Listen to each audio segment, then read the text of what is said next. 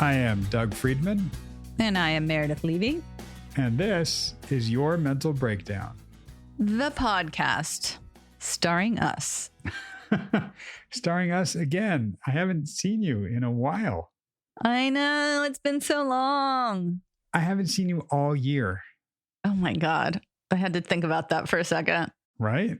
True it is. Yeah, now that it's actually February. That's right. February. Yeah. I wonder why that is. Who made that up? What? Spelling February the way they spell it? Or yeah. Yeah. Sir Ferdinand Februario. He was what? No? Okay. That's Still funny, miss though. me? Yes, always. Aw. How's your year been? Catch me up with everything that's happened in 12 seconds or less. Okay. My year has consisted of work and me moving. The end. Well done. Yeah. Thanks. Nicely done. Nicely done. Yeah. How is the new place? It's amazing. I love it. It looks very bright over there. It is very bright. I love it. The brightness. Yeah, it's coming along. It's pretty organized, and I don't do well with clutter and lack of organization. So I basically have cuts and bruises, and my arms and hands were in so much pain. I had to go get a massage the other day from lifting things and doing it all on my own and ripping out trees and bushes. And, what? you know, really? Yeah. I think it's what? I mean, I been 2 get that weeks? you wanted to be out of boxes entirely, and it probably pains you to no end that you can't hang up all your pictures and paintings because you have ridiculously high ceilings, but you're out of cardboard, right? There's no cardboard. There's one because I just got my dresser in yesterday. So as soon as we get off, I'm going to get rid of that one. But yes. Nice. Well, welcome to your new house. And here's you. one for you. You ready? Yeah. We can sound like psychotherapists and people that do this kind of stuff and talk about these kinds of things. Okay. How do you make your house feel like a home? This is not a joke. That's not a lead in. I know you're used to me. Yeah. Actually, yeah. Me personally, it really is about having organization, and it's about having my stuff. It doesn't have to be my couch or it just has to be, I don't know, things that make me feel like me. So even if I'm at a hotel for one night, I unpack everything, I hang it up, go into the bathroom, I take out my bathroom products, I put them on the counter, I organize them. So just feeling organized and having things put away, but yet they're still mine is yeah. All right. Fair enough. It's funny. I've had a client tell me about moving or traveling. And for him, it was as long as I got my shows on TV and I know what I'm watching, I don't care where I am. Cause it's, he was saying like, they're like, these are my friends. These are my people. So as long as I can watch my show with my people at my time, like I'm good. I'm okay. Which is really interesting to me. Yeah. Cause that's like, wow. So you can feel at home anywhere. What about you? I mean, you moved recently. I think almost the flip of you. Like I liked having my furniture. I hadn't seen my furniture in a year because I was out in Boulder for a while. Yeah. And I don't know. Honestly, I think it's something to do with spending time in a place. The bed was a big deal for me, like having my old bed. Yeah. Like, yes. Yeah. My bed. Cool. Having Beckett with me, just wherever he is, that feels like home. That's where I am. Oh, Beckett. And it helped me that it's my neighborhood, my old neighborhood. So I know the neighborhood very well. Yeah. I don't know. I don't know if it's more about the stuff or more about just spending time. I think the telltale sign for me was when I started cooking all my own meals again. Because for a long time while I was in Boulder, I was cooking a little bit, but ordered a lot of food. Yeah. Ordered food when I was Airbnb-ing here. And when I could set up my kitchen and have like my pots, my pans, my knives, my spices, my ingredients. Right. Go to the farmer's market, get my vegetables. Then I felt good. I like that. That's good. Yeah. I don't know what we find to give us comfort and feel like we're at home. Speaking of at home and comfort, it is very nice to have you back on. Thank you. It's so nice to be. Yeah.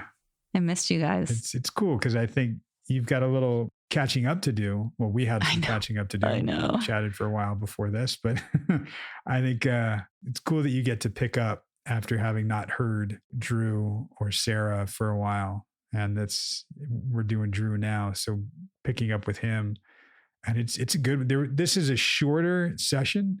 There were a lot of identifiers and stories that he was telling. We got into several things and it was just too much to put in. And I busted, I don't know if you noticed it, but I busted something out about the love languages in this one. He went into it quite a bit. Like you probably didn't notice too much because I just said something about giving the gift of your time and what that's like. Oh, but right. Okay. We were talking about gift giving and gift receiving and love languages, but he was describing some of his family members in detail with that stuff. So we took it out. Right. Okay. It didn't come out of left field. I didn't just pull love languages out of nowhere. That was him talking about that. Do you know why I picked this episode? Why you picked this episode? Why I was like, okay, yeah, this one. Oh, yes, I do. I absolutely do. It is the year of your birth. Yes, because it's episode 73. That's right. And you are 73 years old. You look really good for 73, by the way. Oh, thank you. I appreciate that. Yeah. I was born in 87. You were born in 72 or 73? 72. I mean, 73. 73. Okay. Yeah, we were born the same year, just almost an entire year apart. Yeah. Shit. Right. No, I didn't miss your birthday. Did you miss it? No, you said happy birthday. Yeah. Okay. Right. Just had a moment. Yeah, you're okay. You missed other things, but you didn't miss that. I was a day late for Beckett's birthday, huh? Oh, well. Oh, that's right. Well, let's get right into it and have you guys listen to the session, and we will be back on, Meredith and me, to break it down. Yay! In just a little bit.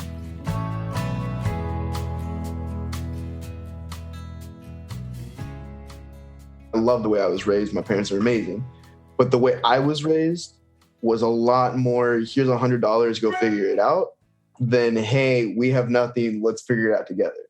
And so for me right now, I'm understanding kind of what that looks like because I do work a lot and I do get wrapped up in my projects and what I do. And I think that my relationships suffer a lot from it.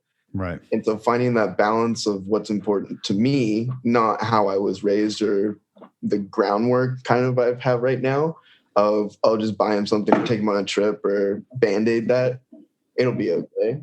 Right. It's been a lot more fun to be able to like actually sit down and deal with stuff and kind of process it. You know, like with my parents, of course I want to text them and call them and do all that. But I think for me right now, it's not, I've always done that. I've always been the one that texts my mom on a Monday, happy Monday, I love you, I hope you have the best week ever, and again on Wednesday and again on Friday. And, you know, it's always me that's calling them. And so I'm kind of making my own boundaries with that now, understanding that I do want their time and I do want to talk to them, but it's not really in my court right now. That idea of what you want from your parents at this stage, you said cut off, but it's also being more adult and more independent and not necessarily relying on them financially. And you looking at, how do I want love from them? Like, what would love be? It's not just give me $100 here and there. What you said was, I really want their time and their, I don't know if it's their energy or their attention. I never realized about the time one, at least gave it the space it needed in my life. You can give somebody the gift of your time. And it's not necessarily the time that you spent together. It's them giving their time to you.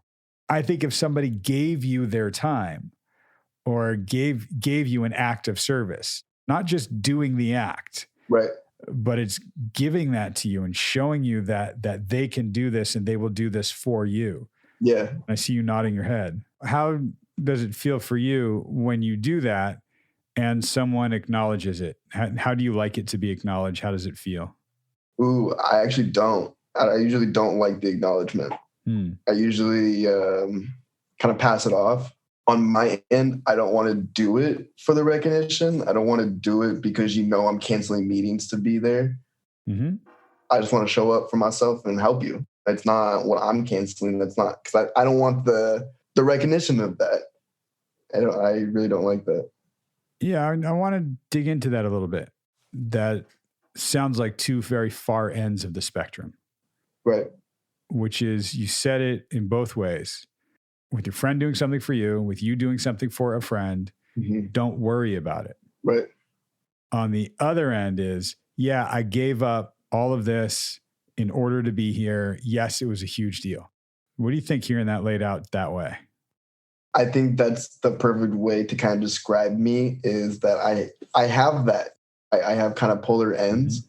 I think finding that middle ground on the surface sounds fun and kind of what I want to be. I've realized that I really like the highs and lows. I don't really like the consistency of what that line is. I don't want to have to say, well, I canceled this and I didn't go here and these people were hitting me up too and I could have had this opportunity. And I don't want to have those conversations, because at the end of the day, I want you to appreciate my time for being here, no matter what else I should have been doing or could have been doing or whatever that is. I just want to be appreciated for right here, right now. I think kind of finding that middle, as you were describing, doesn't have to be a flat line. Like you said, I don't like that line. I like some highs and lows. Of course. Yeah. We like things to be spiced up. Some of us that like roller coasters, like, yeah, I like going up and down. Yeah. Maybe not quite as much as a roller coaster, because that's a wild ride, right? But just riding like some joys and some disappointments in life. That's having the full range of emotion in terms of recognition or appreciation. That idea of like, oh no, I don't like that. I don't want that. Okay. I wonder why. It almost feels guilty. It doesn't feel like guilt, like, oh, I should have been there for my mom type of guilt. But it feels guilty in the sense of like something like I want to give more than just my time and not feeling like I'm enough. But I'm starting to feel like I'm enough in that area of my life. If we see it the other way, meaning you saying to people, oh, don't worry about it. No problem. It is you guarding against, but you seeing in other people when they do something for you and you thank them and they go, oh yeah, don't worry about it. No problem. I wonder if you hear that and like, oh, good. That relieves me of the guilt I felt for it. No, you're shaking your head. Okay. So what does it do for you? It invalidates everything. Interesting. It's funny. We've talked in the past about saying thank you, period. There's a tone to your voice. And I've heard you say it. It could be something like somebody getting you a glass of water in the middle of the night, somebody having dinner ready when you come home from work, whatever it might be. It's every time you just go, thank you. And it's really like genuine and nice. And that's all you say. Right. That's thank you, period. You do that really well. I want to explore for a second the idea of you're welcome, period. And they do the thing and we say thank you. If they say no problem, like you said, invalidates it. So what would we want to hear from them? You're welcome. Period? Yeah. And that's it. I also think the funny thing that I've been kind of thinking about within the same context is compliments. I think for a really long time when I was complimented, I would need a compliment back immediately as like oh, thank you, but you're also really pretty, or thank you, I like your shoes too, and kind of invalidate that compliment and just to say thank you.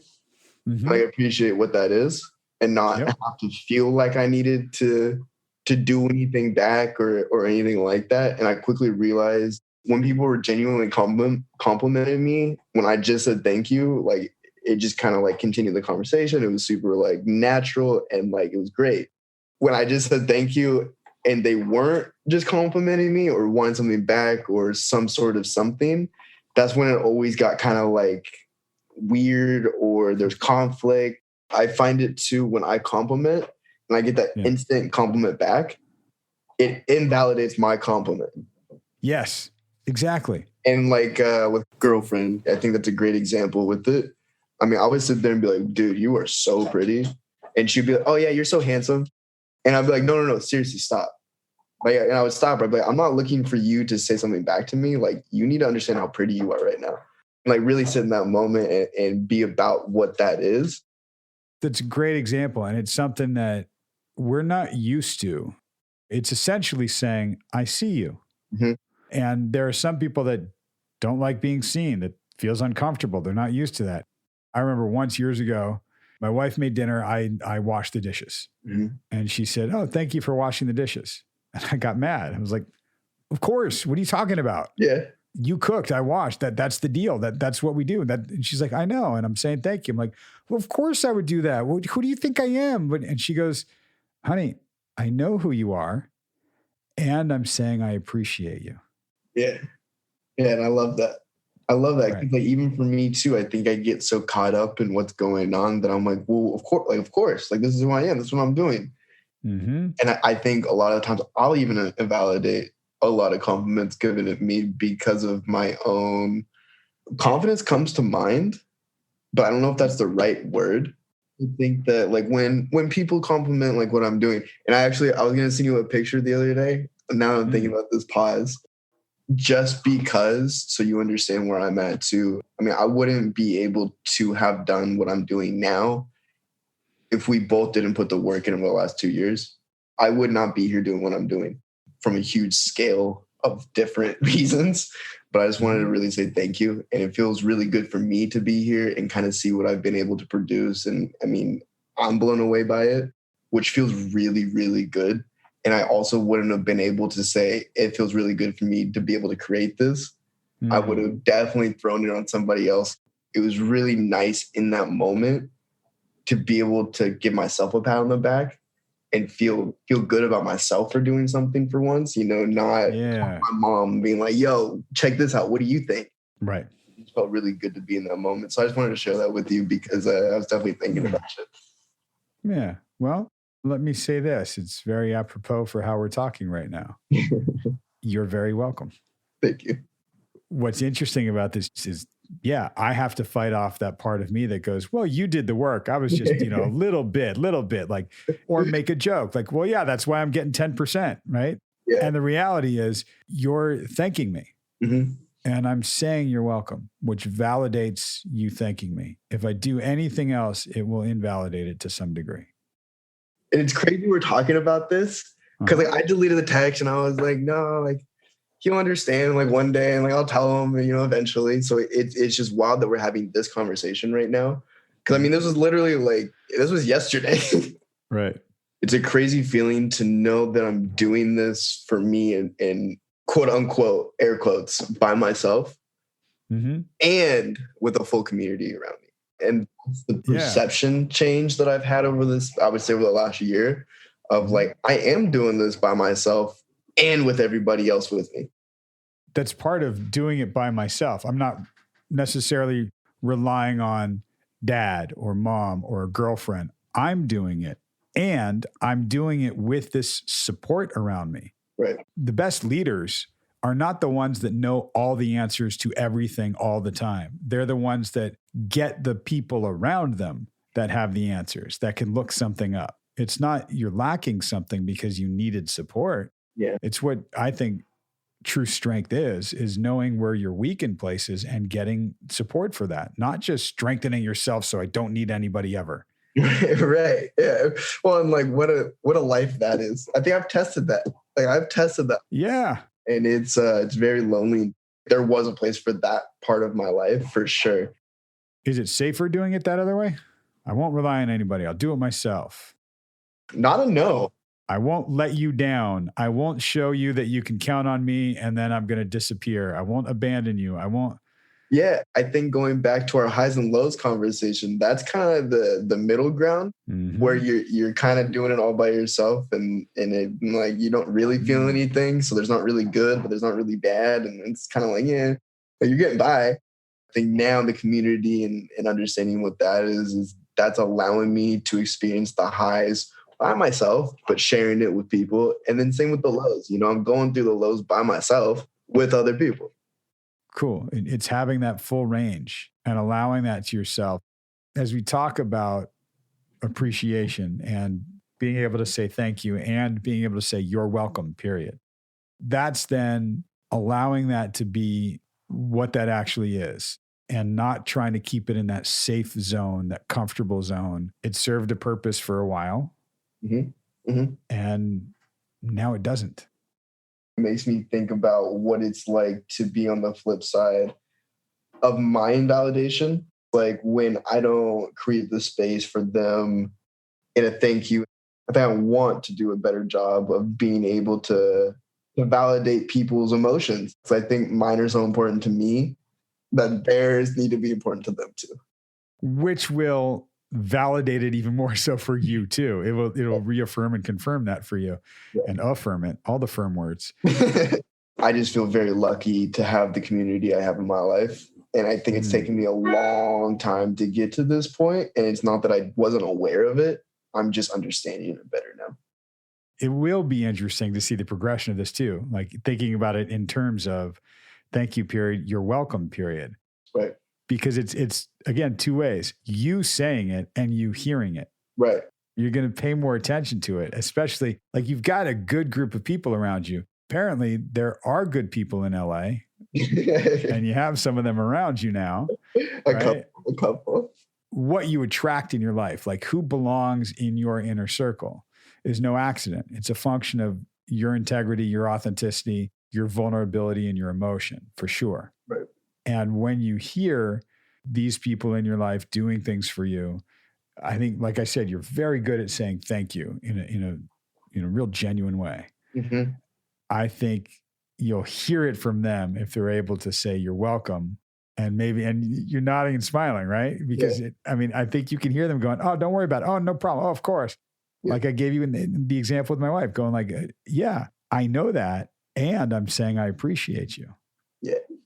Yeah. And I think the biggest thing too, going back to my 10% disappointment that's really helped me is the change in but to and understanding that mindset. Mm-hmm. I think 6 months ago, 2 years ago, whenever that first started, it's been there. You planted that seed, but I think it really started growing these last couple of weeks in the sense of validation and what that is for myself, because a lot of my buts do discount the first 3 sentences I just said, you know what I mean? And so I found myself so many times like say but and then be like, oh no. And, like in a real conversation. And right. And that's been really cool too, because it's a lot more validating for me.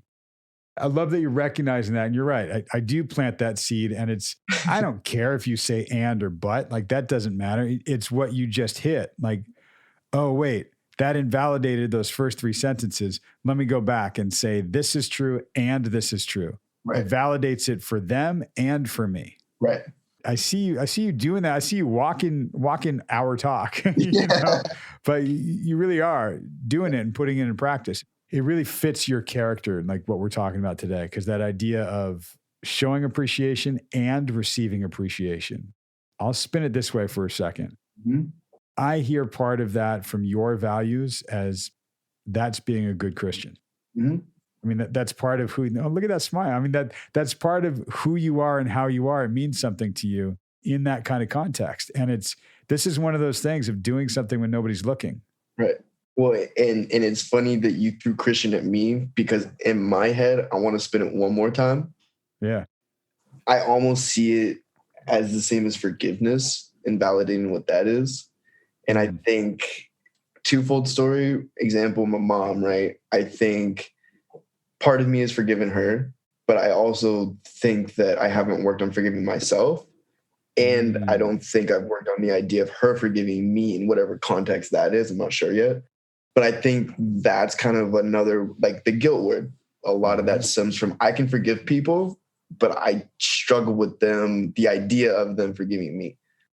But can I actually forgive myself? Right. I don't know yet. Well, we'll walk that walk. I mean, what you just said in the last like minute and a half here is like, cool. We're definitely going to unpack that. Yeah. Yeah. That's huge. We're talking about forgiving your mom for some core traumas that you've experienced. And that forgiveness may or may not require her to actually say anything. Right. And I think like, as I'm saying all of that too, it's more so of, I think you said it to me one day where it's not that it's true or not, it's how I experienced it. Yeah. And I think that's where I'm coming from in forgiving myself and how I experienced the actual events, because they were dark and scary, and like it just sucked. There's a lot of you forgiving you. Right. Exactly. And that compassion for yourself. And some of it involves mom, some of it doesn't. Right. I think 98% of it's me. Yeah. Whereas 2 years ago, 100% her. right. Totally. For sure. No doubt. No doubt. I'm glad we're scratching this because this can be transformative to really relieve that burden and not carry that cross around on your back. That phrase, like, that's my cross to bear. Right. Like, oh man, that's a lot of weight and a lot of guilt. So yeah, it's cool. Yeah. I like this for you, man.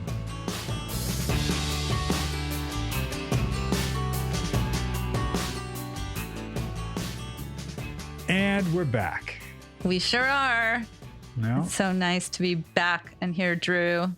So he jumped right into talking about the way he was raised, and I was a little confused in the beginning, but it also may be just because I haven't been around for a while. But he basically said, I guess how he was raised was like his parents would just say, like, here's some money, go figure it out. Right. Versus being like, we don't have anything, let's figure it out together.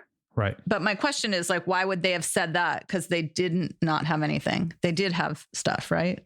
Yeah. His dad made a lot of money in the tech world, and they had money, and their way of dealing with things was often to throw money at it. Right. Just take care of it and do it for him. Like, they didn't really, Drew didn't get to build much agency.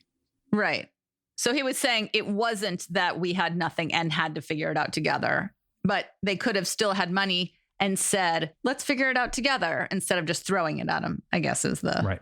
Okay. Right. And he said it's been fun for him to sort of sit down and deal with things and figure it out. Yeah. He's never had to do that. So he's never learned to do that. I mean, he said to me at different points, and you love this, Mare, when he said this a while ago, like, I'm not good at like finances and planning and doing that. Like, oh yeah, that's, as we just said, your home organization and feeling that. It's not something he ever had to do. So he never really learned to do. But now he's kind of forced to do that. And it's cool to hear him walk through that. And he actually said fun. It's been fun to sit down and figure that stuff out, which I'm glad to hear. Maybe not in the moment, but big picture. It sounds like it's creating some pride and agency and efficacy, like him learning how to take care of himself. He's never really had to. So, okay. So now he's kind of starting that process of being an adult and taking care of himself and doing those things that make him feel more independent from parents, which is cool. Yeah. And he said he's you guys talked about him setting his own boundaries with his parents and not reaching out as much to them, sort of waiting for them to reach out to him, or just not making them as much of a priority.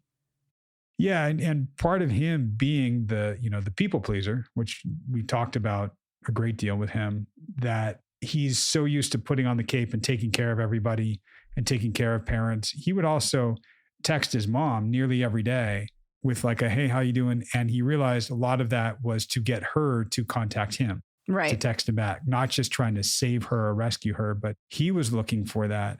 Right now, I think is a really interesting time for him because he doesn't have girlfriend right now. I mean, he does. They're not totally broken up and not talking to each other. They're kind of navigating.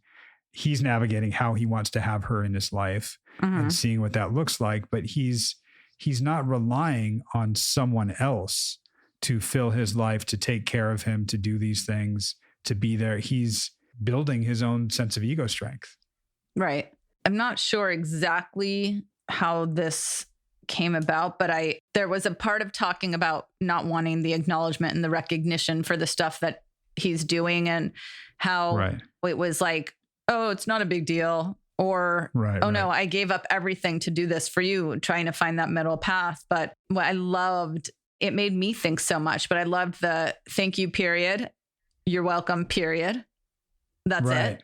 And saying no problems, invalidating. And he said to you this sort of big thank you, which I thought was so cute. He's like, I started texting it and then I deleted it. And and he said it to you so vulnerable and so great and so insightful. And it happened to come on the heels of your conversation. And I was wondering, because then you said it was on the heels of that conversation. So you were able to say, you're welcome.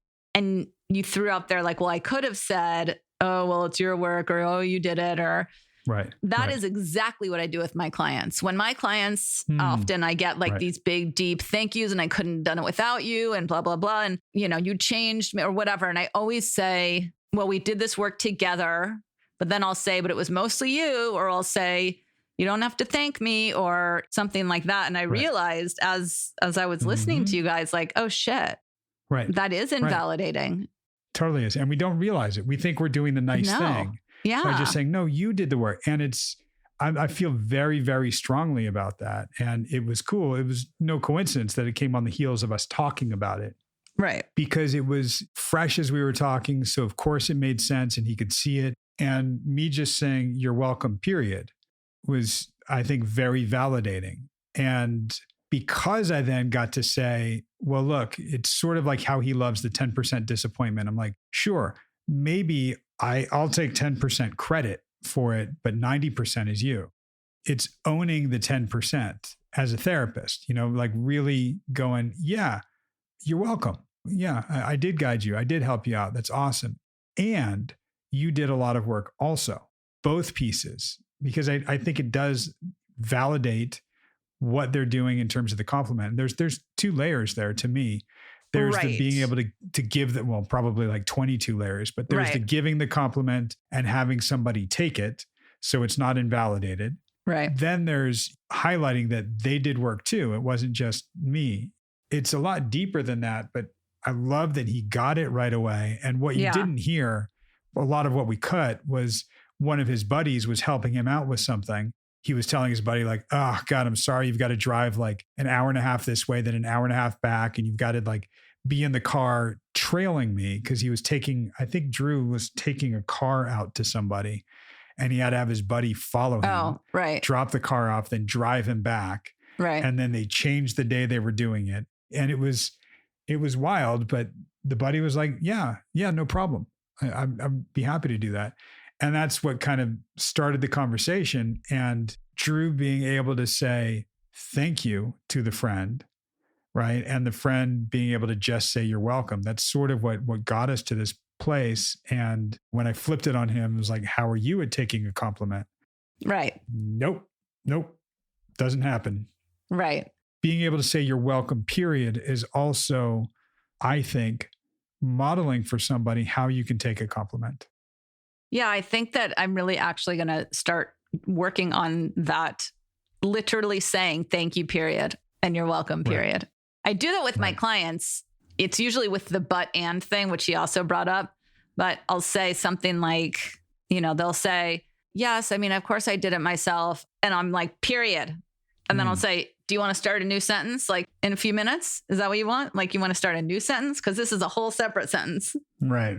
So I think literally saying thank you, period, and you're welcome, period, is like going to be my new thing. So I actually think about it a lot. Yeah, I love that. And I think you guys listening, if you practice saying thank you, period, and saying you're welcome, period, it does something different with the people that you relate to and converse with, and you'll notice it. And it's really cool. And it's going to feel awkward at first because you're so used to, that's why he said the thing about compliments. Like, oh, right. If somebody gives me a compliment, I dish it right back to them. Yeah. It was really interesting to hear him kind of walk through it in that way. Like, oh, right. And it was him like basing off of what I said going, right, I do that with compliments. And I realized like, if I compliment them right away, seeing it in the inverse when he compliments, like he was saying with his girlfriend, like saying like, oh, you look really pretty right now. And she says, yeah, well, you're super handsome. He's like, no. I don't want the compliment back. Yeah. But yet he does that on the other end. Totally. Yeah. And I get that. I've learned in my old age where or not, it can seem so inauthentic, even if it's not, when somebody gives you a compliment and then you just throw it right back. You may believe it, but that's not the time for it. The time for it is when it comes up on your own in your own mind. Right. Unless you're both getting ready for a gala ball and one of you walks out and they're like, you look beautiful. And the other one's like, you look amazing. Like, okay, sure. Totally. Yep. And it's something that I think is really interesting as a therapist, especially if you guys have been listening to Drew, hearing him talking about, I don't want to be appreciated. I just want to give a compliment and have somebody take it. I don't like when I get complimented back. Yet he does want to be appreciated. He says that. He says that in this session, and he's said it, many times before for the last 2 years that we've been working together at this point, that he wants appreciation. He likes validation. He wants to be told that he's doing good things. And that's why he's a people pleaser, is it pleases people and that pleases him. Right. But now, as he's developing his ego strength and feeling like he's enough on his own and as it is, he's not fishing for that. He's being able to just take it. And the story that I told him about Kim thanking me for washing dishes, right? Yeah, I was just going to ask about that. The way you broke it down was sort of just saying, I see you, I appreciate you. Right. I love that. It just changes the way that I would maybe hear something, or like, you don't have to thank me. Like, I know. Right. Like I say that so often. I always say that. And you know what? Like, no, of course you don't have to, but okay, I want to. Great. Right. I love that he got that, because that, to me, and that was all Kim. At the time, I was like, what are you talking about? Don't you know who I am? Don't you know my character? Like, right. Of course I would do that. And that resonated with Drew very much. He's like, right. Which is why I told him that story. Yeah. I knew that he would get it and he would see it in a certain way. It was right. One of those things where somebody says, yeah, I do know who you are, and I'm appreciating who you are. I see you. I know you. And that's, oh man, that's what most of us really want, is to be seen and to be known. So to get that, we got to let it sink in. That's the thank you period. I think Drew really got it when I spun it that way and when he heard it that way. And it does something different when you're able to let somebody appreciate you. It validates who you are, not for what you just did or the gift you gave them. Yeah. Right. So important. And I think that's just not pointed out enough, or we don't learn that enough, or all of it. Yeah. And I'm really impressed and hopeful that Drew takes this stuff and really applies it. And it's something that for him, I think he really prides himself on being a good person, and good by his definition. I know you didn't like when I say good, right? I get it. His sense of values, his morals, and how he wants to be. Yes. Not sacrificing so much, not giving so much of himself, but just being a good guy. Right. And that's something that I think, that validation for it and feeling that. He had a really interesting switch towards the end, but I'll pause and let you kind of go through your breakdown, because I know I'm making you jump all over your sheet. No, I'm out of practice with you, Mare. I'm I'm used to just like winging it and flying all over the place. You talked about walking our talk, which I thought was cute. And he really said, wow, one of the things that's really changed thing the most for me is the from the but to and how last 2 years, but really the last couple months or couple weeks, I don't remember exactly, but I think you talked about the showing and receiving appreciation. You mentioned something about doing something when nobody's looking. What was that about? Was that about that not wanting the recognition, or more about like, does it count? Does it count when no one's looking? Are you doing it for the appreciation or for that? Or are you just doing it because that's the way you are? And I even spun back to him, like, your character. And he and I were talking about a lot of this over time, but really today kind of leaning into, this is how you are. You see yourself as being a good Christian, having values, and living this way. That's something that's important regardless of who's watching and who's appreciating. Right. So that's why I said, like, doing something good when nobody's looking. Right. You're not doing it for the acknowledgement. You're doing it because it's how you want to be and how you want to be in the world. Right. And I guess the question is, leaning too far one way or the other. Yeah, maybe we make that anonymous donation. And at some point, it is important to be recognized for your donations, of whether it's time, money, whatever it is. Right. So how do you balance not doing it for the recognition and also allowing yourself to be recognized? Yeah. And I think to me that's the acknowledgement and appreciation. We can use whatever words we want. They all kind of mean the same thing. It's you're not looking for that in return. It's nice to have the thing that validates what you did. Like, wow, you're a really good person. Oh, thank you. Period.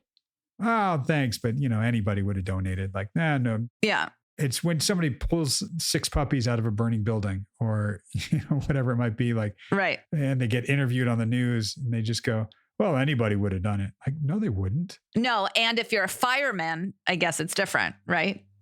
Like, yeah, that's my job. Thank you. And it's my job. Yeah. Which is true. And that is their job. And Right. thank you. Yeah. If they can do both of those. And the people that are like, well, I'm just doing my job. Like, right. And I'm thanking you for your job. Right. Exactly. That's, I think early in the pandemic when we were seeing all the people going into the hospitals and giving like the standing ovations to direct care workers. Yes, that was really nice exactly. because it was getting appreciation for just doing their job. Yeah. And it took something like that for a lot of people to recognize, oh, wow, they do this every day. Yeah. This really is their For job. sure. I really do appreciate that. Right.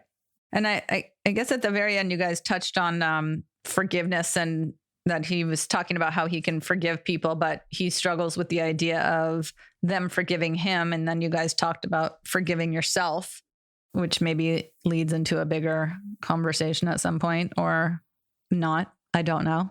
Yeah. I mean, I sort of hit that and told him like, well, we can't really unpack all of this right at the last minute. It wasn't quite the doorknob, where right when you're finished and going for the doorknob, they say the big reveal. Yeah. But he made the link to mom. He's the one who said, oh, well, yeah, when you said good Christian, then it really hit me. Like, right. I want to, hang on. And there was something about like forgiving mom that's important for him. Mm-hmm.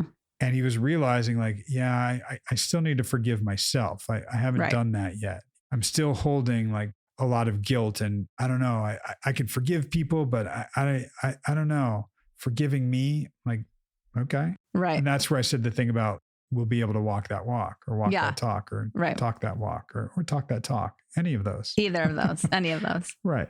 It's looking at that's coming and being able to have compassion for himself and compassion for mom. And he's getting to the place where we can look at this stuff and it's not going to require mom. He used to say, I want to have a conversation with her. I want to ask her this. I want to talk to her about this. Well, how could you do this? Or why would you do that?